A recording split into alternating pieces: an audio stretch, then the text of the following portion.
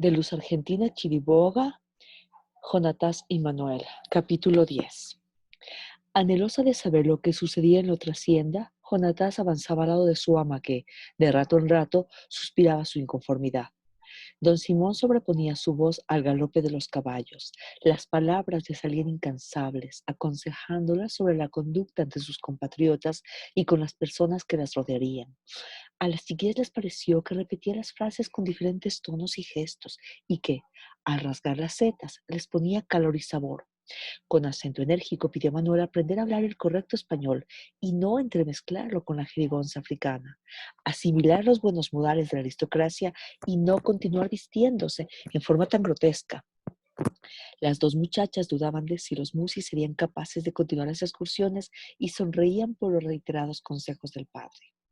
Doña Gladys recibió a Manuela con halagos, pero, tras aquel rostro sonriente, advirtió que le tenía lástima. La Sáenz le clavó por un momento la mirada. ¿Cuál es mi pieza? La del fondo. Recostada en el sofá, Manuela pidió a Jonatás le frotara los pies, pues la marcha y el polvo del camino se los habían hinchado. A medida que se los friccionaba para distraerla, le contaba sus vivencias, contestaba las preguntas y Manuela reía de las ocurrencias de su esclava. Es más mejor que le traiga agua caliente, indicó Jonatás al salir. Se dice mejor, le corrigió el ama entre dolores. Perdóneme, mi niña, soy cabezadura. La choteña trajo una palangana de agua caliente con romero, menta y aceite. Su fragancia fue tan agradable que Manuela respiró profundo y al sumergir los pies, los ojos le lagrimearon. ¡Qué rico huele tu remedio! Sintió alivio. La fragancia le comunicó a Jonatás un agudo sentimiento de libertad que la llevó a su anhelado mundo, tan de golpe que todas las cosas se le borraron. Tras un corto silencio se irguió. El recuerdo de su madre le llegó de pronto. ¿Qué te pasa? Ya me quiero ir. Jonatás tuvo la impresión de que todo terminaría si ella le confesaba su propósito. Manuela se levantó disgustada. Jonatás permaneció sin contestarle. Varias lágrimas resbalaron por sus mejillas. Debo irme, nunca más me verá. ¿Por qué? Quiero ver a mi mamá. Debo ir a buscarla. No puedo estar sin ella. Bueno, te daré la libertad. Manuela le tomó la mano. La encontraremos. Aprovecharon las idas de Sáenz para hacer amistad con los esclavos de la plantación, ir a caballo al poblado y sus alrededores, donde intercambiaban informaciones con los cautivos de otras haciendas. Un día conocieron a Víctor, cuyo nombre anterior fue Teba, que llevaba y traía los mensajes de y para don Simón. Bastó un cruce de miradas con Jonatás para que entre los dos surgiera un entendimiento y tener ella la seguridad de que él sería el próximo integrante de la agrupación Musí. Fue él quien habló del hacendado español Pedro Pablo Seco, del que tanto conversaban las esclavas de los cañaverales. Manuel y Jonatás fueron a la cocina y prepararon la cena. Las domésticas aprovecharon para retirarse. Doña Gladys, tome la colada, la preparó la niña Manolita. Bueno, porque tú la hiciste, la tomaré. Jonatás sonrió. La colada tenía gotas de amapola, con las que dormiría hasta el día siguiente. Manuel ignoraba aquello. Don Pedro Pablo sonrió al pasar los dedos por sus mejillas. Movió lento la cabeza. Ya no era tan ágil. Sus 80 años lo cohibían. Escrutó la africana. Aún era púber, pero ya tenía una robustez impresionante. Al conversar con Diego Rojo de la Fuente, también de rancia estirpe castellana, venido a menos por malos negocios, le extendió la mano en señal de haber cerrado la venta, pero no fue correspondido. Don Pedro Pablo permaneció de pie, con las comisuras mojadas por espumarajos. No varió su expresión de asombro al admirar la hermosura de la esclava, que bajó la cabeza al ver titirantes las pupilas del anciano. Don Diego comprendió. El veterano volvía, como en ocasiones anteriores, a fascinarse ante el ejemplar ofrecido. Preguntó el precio. Nunca pedía rebaja. Era su forma de ayudar cristianamente al prójimo. En otros asuntos era mejor tenerlo distante, pues algunos coterráneos que cometieron el error de solicitarle préstamos para el incremento de sus negocios o para la instalación de otros, siempre recibieron rotundas negativas. Compraba solo niñas, por las que pagaba buenos precios. En el fondo, don Pedro Pablo odiaba a sus compatriotas por su falta de inteligencia que les impidió ser millonarios. A su hogar, donde vivía con doña Clorinda, llegaban muchos chapetones que se admiraban de sus riquezas y de su poder. Lo visitaban numerosos contertulios que, por él, se informaban de los últimos acontecimientos y de la vida de los paisanos. Esta vez avance ese sobargueño, saca de él 80 monedas de oro y se las da a Diego, una caridad que lo cubría de orgullo. Al vendedor le faltaron palabras para agradecer al anciano. Aquella noche de luna, don Pedro Pablo podría hacer cualquier cosa, quizás conversar con el mayordomo, pero su mujer, al llegar a las sombras, siempre sentíase deprimida por la soledad. Don Pedro Pablo dio vueltas en el lecho. Nada le interesaba de su mujer. Sintiera frío o calor, no era culpa suya. Se apartó hasta tropezar con el filo de la cama. Yo, Pedro Pablo Seco, ¿qué hago junto a esta vieja? Apoyó sus fuerzas en las manos, giró los pies en busca de sus pantuflas, arrastró los pasos y fue hacia la puerta de su alcoba. La esposa echó la cabeza hacia el otro lado. Lo contempló con ojos nublados por el sollozo. Tales escapes la martirizaban. Don Pedro Pablo, a la luz de un candil, observó a la esclava adquirida ese día. Ella dormía en una estera, al tiempo que él pensaba cómo haría el amor con aquellas carnes intocadas, pero de qué modo, por qué Dios le mezquinaba energías y le impedía llevar a cabo su propósito. Caminó hacia una botella de vino, tal vez el licor le daría la fuerza que demandaba el encuentro. Al destaparla, sintió el temblor en las manos, que desde hace algún tiempo venía impidiéndole sus actividades, a tal punto que a duras penas podía firmar sus cartas. Tomó un trago, luego otro y otro. Casi todo el vino chorreaba fuera de su boca. Bebió más. Quizás pensó su sangre se agitaría. Ahora iba a cumplir su anhelo. Solo ese deseo hacía círculos en su mente. Sí, sí podré, se dijo en el desesperado afán de convencerse. En su mocedad nunca creyó que el asunto fuera complicado. Esta vez todo estaba listo para lucirse con la esclava, que debía estar en pos de la liberación de sus fantasmas. Solo escuchaba el sonido de su propia respiración. Había terminado la botella, creado el ambiente, estaba contento de tener a la casi señorita a sus pies. Pero ¿qué diablos le preocupaba? Poseía dinero, propiedades, perros, saquillos de monedas de oro, caballos y toros de raza fina, gallos de pelea, y era de rancio abolengo. Golpeó suavemente con el pie a la púber. Sus 80 años ya no le permitían agacharse. La voz del amo insinuó una orden y ella estaba indefensa. Se protegió con una colcha, miró la cara del anciano, de sus camisuras caían gotas de vino. Sus ojos vidriosos se abrían y cerraban como los de un gato a punto de saltar sobre la presa. Le habló en el deseo de ganarse su voluntad. Había pagado mucho dinero por tenerla. Ella atisbó un lugar para el escape y hasta empezó a enfrentarlo con la botella, pero él la persiguió con pasos temblorosos. La chica corrió hacia la puerta. Estaba cerrada. Comprendió la intención del patrón. Quiso agarrarla, la amenazó con el corte de una oreja si no accedía a sus deseos. Negrita linda, sé obediente, pórtate bien, te daré muchas monedas de oro y vestidos nuevos. No, yo no quiero nada, déjeme salir. ¿Acaso no sabes que te he comprado y que puedo hacer contigo lo que quiera? ¿O quieres que te aplique el castigo? La muchacha se resignó al castigo antes que acceder a los propósitos del veterano. El anciano, tan valiente, gritaba y a la chiquilla le pareció que aullaba. Ella nunca había visto, ni siquiera imaginado, a un hombre rejando espumas por la boca. Ven, negrita, ven, murmuró, esforzándose por sonreír. En tanto la esclava dio un empellón, abrió la puerta y se perdió en la oscuridad. En vista de su frustrado intento, don Pedro Pablo subió a su aposento, con la obsesionante idea de que esta vez él hubiera podido. Fingió despertar y levantarse como de costumbre. Después del desayuno salió con la poca prisa que le permitían sus desvencijadas piernas. Por la actitud de su mujer dedujo que ella había oído los gritos de la esclava.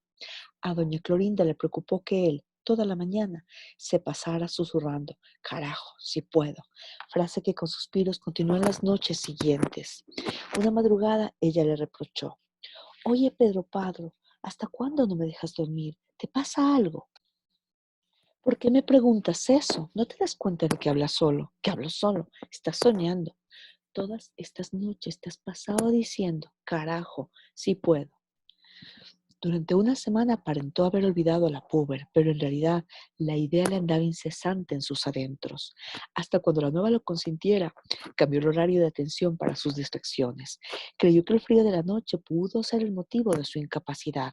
La caída del sol con el aire tibio, ese sería el momento preciso. La noche era su enemiga. Colocó en su escritorio un jarrón con flores. Le daría a su despacho un toque distinguido. Escribió con letras grandes en la puerta: Pedro Pablo Seco, poderoso comprador. Abrió la ventana que daba al patio para que la luz aclarara un piso cubierto por alfombras. Todo lo adecuó al fin de que inspirara sus entretenimientos. Sin embargo, el otro yo le susurraba: no podrás, no, no, no. Él le contradecía: todavía puedo, sí podré, ya lo verás. Óyeme, no, no podrás. ¿Por qué? ¿No te das cuenta de que eres ya un anciano? Bruto, veme bien, mejor no sigamos hablando. Procedió con distracción. Su esposa regularmente estaba en la planta alta y no le era conveniente que ella supiera lo que él hacía en las puestas de sol. Cuando el mayordomo lo esperaba con la chica, llegó don Diego Rojo de la Fuente. Vino a preguntarle su opinión sobre la última compra y a ofrecerle otra. Don Pedro Pablo rió e hizo una señal de regocijo con los dedos. Sus ojos apenas vieron el castellano, a fin de que el vendedor no descubriera su fracaso. Diego le tocó el hombro en una también fingida congratulación. Era lo mejor continuar alentándolo para que siguiera comprándole niñas. Con voz que delató su premio económico, le presentó una esclava de 16 años. Se esforzó por presumir lo que hombre de tanto vigor requería: la constante renovación de sus amantes. La esclava sonrió y don Pedro Pablo le recomendó obediencia para obtener su libertad. Vea, patrón, yo lo que quiero es una casa grande y con espejos, para verme como Dios me mandó al mundo. Ellas rieron. Las halagüeñas palabras del asiduo oferente lo convencieron. Para todo mundo era el más viril de la región. Lo dicho exacerbó la pujanza del anciano, que caminó ostentando su vanidad. Rojo de la Fuente se despidió llevando consigo 3 puñados de monedas de oro. No obstante tener la seguridad de haber engañado a Diego, invocó el espíritu de su padre. Don Pedro Pablo, por el remedio, se dijo: soy capaz de cambiar. Mi gallo 7 veces campeón de la zona. Nuevos tratamientos a escondidas de doña Clorinda tampoco dieron resultado. El mongón traído de la costa y que le friccionaron ya muerto por todo el cuerpo, la uña de la tatabra casada en plenilunio, el aguacate con miel de abejas, el corozo con cerveza en ayunas, 7 gotas de orina de una virgen tomadas a las 12 de la noche y una infusión de claveles rojos tampoco lo curaron. Amo, usted está embrujado, le dijo el mayordomo. ¿Tú crees eso? Vea, patrón, hágame caso. Yo lo embarco en una canoa, busco una correntadita, lo sumerjo, lo saco y lo latigueo con ramas de ortigas negras, mientras mi mente está trabajando, y ver que usted puede porque puede. Hicieron el tratamiento, pero también fue en vano. 2 semanas después, el mayordomo, a cambio de 20 monedas de oro, le llevó lo que dijo ser el más mejor de los remedios, y el amo, al beberlo, le preguntó: ¿crees que me hará efecto? Tiene un sabor raro. Lo compré a misia tránsito. Es un huevo de cuzumbo. Lo tenía curtiendo en una botella de aguardiente con grosellas. Con eso no hay tu día. El amo se recostó en un sofá y conversaron. Tú no tienes miedo. Yo, ¿por qué voy a tener miedo si no tengo plata para que me roben? El esclavo rió, enseñando la dentadura. ¿Y tú duermes toda la noche? Yo me desvelo. ¿Por qué no voy a dormir si la cama se ha hecho para eso? ¿Tú tienes apetito? ¿Qué cosa? Pregunta el patrón. Dile a tu mujer que desde mañana me traiga la comida. Pero amo, si la nuestra es comida de pobre, es una orden. Tú no tienes miedo de la muerte. Si viene, ¿qué le voy a hacer? Carajo, ¿por qué diablos yo le tengo miedo a todo? El hacendado estaba pálido. Un sentimiento de angustia le hizo bajar la cabeza. El esclavo lo miró consternado y se atrevió a sugerirle un viaje allá por España, su patria, por la que tanto suspiraba. El patrón le miró la cara como preguntándole dónde podría esconder su riqueza, a quién dejársela encargada. No le era posible dejarse de su casa. Váyase de paseo, le hará bien el cambio. De allá vendrá nuevecito. La idea lo llenó de felicidad. Pasearía por la plaza principal, endomingada de música, estaría largos ratos en los bancos del parque, desde donde vería las casas con balcones adornados con flores, escucharía las algazaras de los chicos correteando por la alameda. Pero el entusiasmo le pasó de pronto al recordar sus saquillos de monedas de oro. Ve a don Pedro Pablo, después viene la muerte, y ¿para quién le queda la plata? Maldita sea, ¿para qué me recuerdas la muerte? No me la vuelvas a nombrar. Abrió asustado los ojos y empezó a caminar pensando en esa palabra. Se había acostado en un ataúd con su crucifijo de plata entre las manos, pero ni siquiera el crucifijo era de oro. ¿Para qué entonces tenía tanto oro? Escuchó la voz del sacerdote. Hijos míos, estamos reunidos para dar el último adiós a quien en vida fue Pedro Pablo Seco, el filántropo, la expresión de bondad, ternura, generosidad, el hombre más rico de la región, el noble amigo al que recordaremos por sus muchas obras de caridad para los pobres. Don Pedro Pablo se enjugó las lágrimas. Estaba convencido de que algún día no lejano le levantarían un monumento. Sintió un silencio intrigante que lo obligó a respirar fuerte. La idea de la muerte le dejó toda la noche el sueño. Él, con tanto dinero, tendría que morir. Lloró hasta cuando empezaron a cantar los gallos. Aquel día llamó a la penúltima esclava. Le dijo no tuviera miedo, no la maltrataría. Era solo para darle unas monedas de oro si se portaba obediente. La muchacha tembló, pues las palabras del amo estaban respaldadas por un látigo. Trató de convencerla. Muchas africanas habían conseguido su libertad acumulando los obsequios que él les dio por dejarse ver los pechos.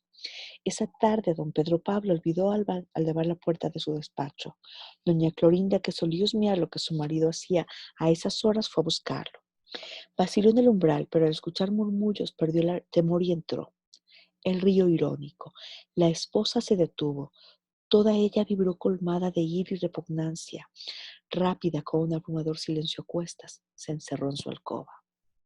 Jonatas iba y venía por los atajos, estaba en contacto con los esclavos de otros lugares. Ellos asombraban al verle la cara con las huellas que le habían dejado las viruelas y pasaban de los gestos de horror a la admiración. Jonatas, como ninguna otra mujer, sabía captar la atención. Todos concentraban las miradas en sus ojos. Vivía una especie de locura que la vitalizaba para continuar viajando. Sus escapadas tenían una sola misión: encontrar a su madre. A veces dormía en cuevas. Al día siguiente despertaba con el bullicio de los loros y partía abriéndose paso por entre las malezas. Juana musitó creyendo verla y empezó a crear fantasías que la reanimaban. Largos ratos miraba la luna. Su pensamiento se llenaba de alegría al recordar los momentos vividos con su mamá. A veces la punzada de un zancudo la hacía saltar de dolor y volvía a la realidad. Montaba el caballo y emprendía el retorno a la hacienda de don Simón. Al llegar, Manuel aún dormía. Entonces se tendía en uno de los vastos potreros y con los ojos cerrados pensaba en la próxima comunidad negra que visitaría para preguntar por el paradero de Juana Carabalí. Por donde iba encontraba amigos y pasaban la voz inquiriendo si conocían o sabían dónde se encontraba Juana, la madre de Nazacó. De sus recorridos adquirió muchas experiencias que le sirvieron para nuevos viajes. Desconfiaba de quienes evitaban mirarla de frente. Aprendió a bailar agarrada a la cintura de la pareja, a mover la cadera como los cimarrones que llevaban de Cartagena y barbacoas, las coplas, las leyendas, las creencias, los mitos y los encantamientos. Después se ausentaba por largo tiempo en espera de los esclavos que podían darle razón de su madre. Doña Clorinda suele tejer sentada en una sala y mientras sus dedos pasan las agujetas, escucha con atención el itinerario del reloj. Una mañana recuerda a dos esclavos que, encabezados por una negra ñarusa, fueron a robarles. Quizá era una de aquellas bandas que luchaban por la liberación de los negros. Ella también deseaba liberarse, anhelaba huir, pero ¿a dónde? Agudizó los oídos y fue como si por primera vez escuchara el aullido de los perros, atemorizando no solo a los peones, sino también a ella, la esclava blanca, ahora marginada por no poder realizar el oficio de las sopas. Apoyó sus manos en la butaca. Cuánto odiaba a Pedro Pablo. Ahora yacía largos ratos, a veces la tarde entera en el sofá, mirando cómo las nubes formaban jardines, colinas, animales, avenidas y encrucijadas, similares a las de su ciudad natal, su Madrid, a la que no pudo volver. En sus divagaciones se iba como un barco río abajo hasta llegar al mar. Ya no miraba de frente a Pedro Pablo, no dio señales de cambio en su conducta. A medida que se inclinaba más su cuerpo, intensificó su hábito. Ninguna visita, ningún negocio, ningún problema, ningún incidente, ni la jaqueca de doña Clorinda le interrumpían sus jugarretas vespertinas por las que cada vez pagaba más monedas de oro a sus esclavas. El desvelo de doña Clorinda recorría las madrugadas. Se miraba en el espejo, pasaba los dedos por sus cabellos encanecidos y se los echaba a un lado para el diseño de largas trenzas. Por eso, una madrugada, cuando el reloj de la sala dio la una y vio subir a una muchacha disfrazada de hombre y a un joven, imaginó venían a robarle a Pedro Pablo, pues ella no poseía nada, nunca había trabajado, solo tuvo el oficio de parir. No tocó la campana colocada en la sala, que podían hacerle una anciana así. Después de todo, lo que ella deseaba era la muerte, ensayada constantemente en sus insomnios. Las voces de las dos chicas se escucharon resonantes. La arboleda vació bocanadas de su perfume en la habitación. Jonatás y Manuela cantaban y un torrente de armonía se expandía en los contornos. Danzaron por el cuarto, cada una por su lado, describiendo inventados esquinces. Cuando equivocaban el paso, lanzaban agudas expresiones y reanudaban la danza. Así entretenían la ausencia, el vacío y la soledad. Manuela continuaba alegre y su cabellera semejaba una bandada de palomas en vuelo. La sombra de ambos cuerpos bailoteaba en la pared y el sudor trazaba caminos en las mejillas de Jonatás. La negra y la blanca parecían ángeles nocturnos, visiones fantásticas de un cuento de hadas. Esos instantes, olvidadas las madres, se escuchaban sus voces enlazadas. Jonatás expresaba delicadeza bajo su cuerpo fornido y macizo, y Manuel, a pesar del porte distinguido, trataba de ocultar su rango social. Marginaban lo que era para agradarse mutuamente, refinaban actitudes en el anhelo de borrar los vestigios de sus orígenes. Jonatás fue a la cocina y llevó en dos platillos porciones de manjar de leche, expresión de bondad para con su ama. Está sabroso, ¿cómo lo hiciste? Herví 2 litros de leche con 1 libra de azúcar, clavo de olor y canela. A la media hora le puse una cucharada de arroz molido y cernido para que espese, con 3 trocitos de cáscara de limón y pasas. Moví todo hasta cuando vi el fondo de la paila. Te has lucido, dijo Manuela mientras saboreaba el dulce. Una noche Jonatás fue por la Musi. Cada vez ella estaba más descontenta en aquella casa que evaporaba un olor difícil de soportar. Un murmullo que esa noche entró a su cuarto lo creyó rumor del viento, pero era Jonatás para decirle que irían a la casa de un viejo español. La imaginación de los dos jóvenes se ensanchó. Vestidas de hombre partieron en busca del mensajero de don Simón, que las esperaba con los caballos listos. Galoparon a través de las sombras, los vientos y el silencio. Manuela, que había permanecido entre cuadernos y bajo la presión de su dama de compañía, se sintió insegura en el caballo y Jonatás, que la conocía como la palma de su mano, se percató del cambio. Teba refirió lo del esclavo muerto a latigazos cuando el patrón, fanático de los gallos, perdió una considerable apuesta. Para librarse de los desvelos, la sombra y las voces del muerto Arbencasos, construyó una capilla y llevó un sacerdote para bendecir a la plantación. Dijeron los esclavos que durante sus pocas horas de sueño, don Pedro Pablo aullaba, iba a la capilla 4 veces al día para limpiar sus pecados o hacer creer a los demás que estaba amparado por Dios. En un recorrido, las dos musis encontraron a un adolescente llorando y moviendo los labios de un lado para otro, tratando de escupir lo que ya no tenía. Le acariciaron el cabello. Aún mantenía cerrados los ojos. Dijo que le parecía estar al frente de don Pedro Pablo.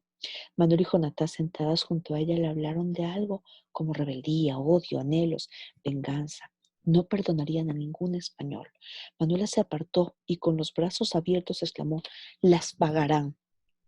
Refiriendo pasajes de la vida de don Pedro Pablo, trotaban. De pronto una ardilla cayó sobre la cabeza del caballo de Manuela, que se encabritó y dando la vuelta se alejó.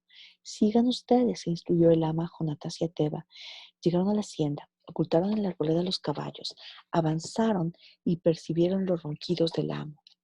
Los perros aullaron y los pájaros nocturnos trinaron alarmados. Estuvieron separados aprovechando la oscuridad, con temor a una sombra que iba y venía en el corredor. 2 veces retrocedieron. Tere extrajo de su bolsillo un frasco de manteca de culebra coral. Los musis se la frotaron en las manos, la cara y las ropas para confundir el olfato de los perros. Caminaron despacio, ella tras él. En tanto los aullidos fueron apagándose. Resultó magnífico el ardid. Jonatás, al continuar viendo la sombra móvil, insinuó regresar, pero Teba desoyó el pedido y corrió hacia la plantación baja de la casa. La mujer fue una pared inconclusa. El viento arrastraba la hojarasca que creyó eran pasos. La choteña sintió un copioso sudor frío y lamentó no haberles fumado los cigarros a Teba. Así hubiera sabido lo que esos instantes no podía vislumbrar. No precisó si la sombra del corredor era de una persona o de un animal. Frotó sus dedos sudorosos con un puñado de tierra y oró: «Oh, 7 potencias africanas que están alrededor de todos los santos, les pido en nombre de Changó protección en este trabajo». Teba había ido solo una vez a donde don Pedro Pablo, cuando don Simón Sáenz le mandó recibir un lote de ganado, pero recordaba todo con la memoria del hombre que no sabe leer, pero graba con detalles lo que ve y oye. Escaló una ventana y avanzó en busca del baúl. Allí estuvo pronta su confidente. Sacaron papeles, pantalones, una botella de vino. Escudriñaron el despacho, pero no encontraron las monedas. Jonatás de iras orinó los papeles del viejo. Astuto, exclamó Teba. Fueron al piso alto. Al subir las gradas, advirtieron un ambiente extraño, como si alguien estuviera observándolos. Teba intentó avanzar, pero su impulso se vio cortado por temores. Jonatás hizo una señal y siguieron por el corredor hasta que una luz tenue los detuvo. Tebe escuchó más fuertes los ronquidos. De pronto apareció una señora, vestida con un camisón y de cabello suelto que cerró el paso.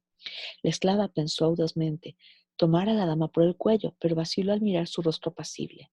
La mujer se enjugó las lágrimas con un pañuelo. Pueden despertar a Pedro Pablo. Hizo la señal de silencio. ¿Qué quieren? ¿Quién es usted? Inquirió Jonatás. Si no me hacen daño, les ayudaré. ¿Quieren dinero? ¿Dónde está? Demandó Teba. Por favor, hablen despacio. ¿Pero quién diablos es usted? Le pidió Jonatás. La esposa del dueño de esta hacienda. Teba sintió el temblor de la anciana, que respiraba ese instante con dificultad. Jonatás, nerviosa, se asomó al balcón para comprobar que nadie había en el patio. La dueña de casa reiteró la señal de silencio. Tomó del brazo a Jonatás y las dos entraron a una pieza donde continuaban durmiendo los ronquidos. Teba permaneció fuera esperando angustiado el retornado de la Musi, pero no tardó trayendo un cofre lleno de joyas. La sorpresa de los tres fue mayúscula cuando la señora les indicó por señas que había más al fondo de la alcoba. Deslizaron 4 saquillos de monedas procurando no hacer ruidos.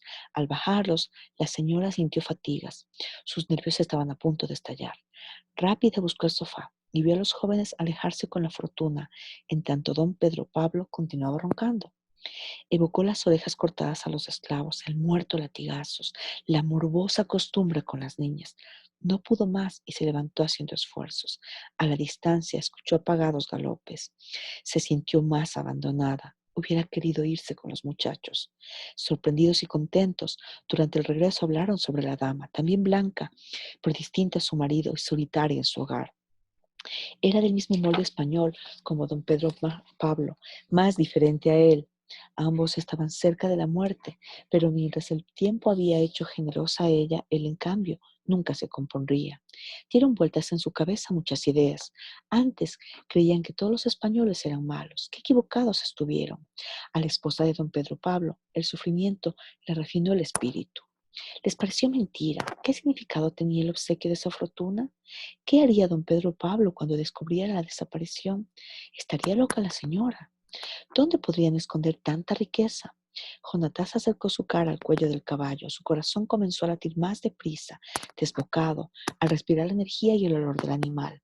En él percibió las fragancias del alto Níger que la liberaban de todos sus temores. Se aproximó más hasta sentir el sudor del caballo humedeciendo sus mejillas. Cuando Jonatás supo por Teba del arribo de nuevos esclavos a la hacienda de Saldumbide, comprados para trabajar en los trapiches, con permiso de Manuela y aprovechando la ausencia de don Simón, fue allá. La esclava tenía habilidad para granjearse la simpatía de sus congéneres.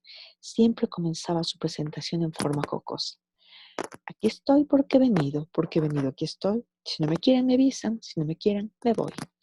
La miraban de arriba hacia abajo y se echaban a reír. Le ofrecían asiento y algún plato de comida. Prefirió ocultar el motivo de su visita porque podían creerla un secreto vínculo con el patrón. Se portaba humilde y pensaba lo que debía hablar. Tal manera esta parte de la imagen que deseaba dar. Le interesaba saber cómo vivían en las plantaciones.